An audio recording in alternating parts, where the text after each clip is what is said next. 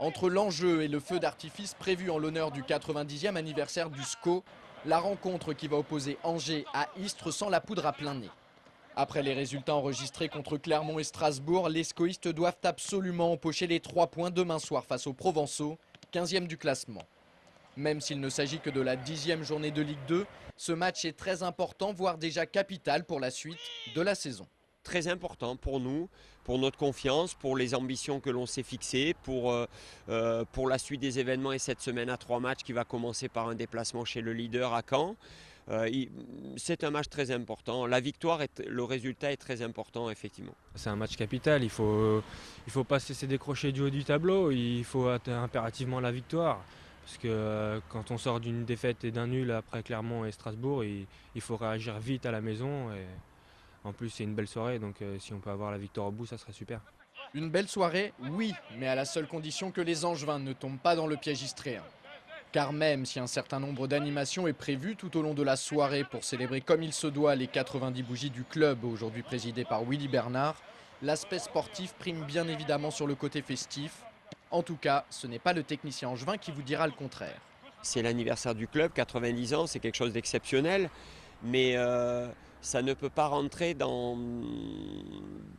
les données de préparation du match. Les données de préparation du match, c'est le jeu, comment on va s'y prendre, les qualités de l'adversaire. Bien sûr, ça rentre un petit peu dans le cadre de la motivation, mais je crois qu'on ne doit pas avoir besoin d'un tel événement, compte tenu de notre situation, pour être motivé à 200% pour les 3 points. Seulement, Jean-Louis Garcia devra une nouvelle fois se passer des services de plusieurs cadres de l'équipe.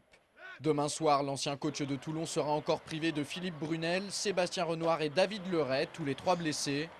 Malheureusement, il faut ajouter à ces forfaits les suspensions de la sentinelle du milieu de terrain, Mickaël Stéphane, et du meilleur buteur du club en championnat avec 6 réalisations, Anthony Modeste. On fait tout simplement confiance aux autres joueurs qui sont là. J'ai toujours dit que j'avais un effectif de qualité. Les gens qui, au départ, étaient susceptibles de peut-être moins jouer que des garçons comme Brunel, Renoir, voire Modeste, ont l'occasion de montrer que ce sont des titulaires en puissance. Donc c'est à eux de jouer. Mais en tout cas, nous, on va aborder le match en leur faisant tout à fait confiance. Une confiance que devront saisir les attaquants Gaëtan Charbonnier et Youssef Hannan. Habituellement remplaçants, ces 2 éléments seront titulaires aux avant-postes en l'absence d'Anthony Modeste.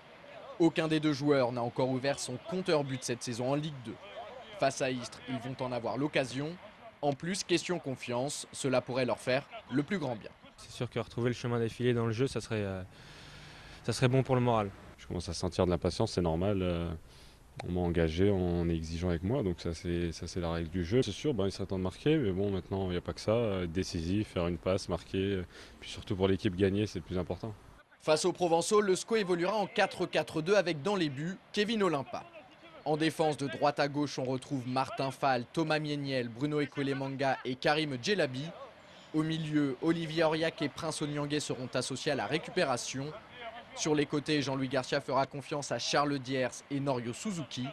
Enfin, la paire Charbonnier-Hannan sera chargée d'animer le front de l'attaque.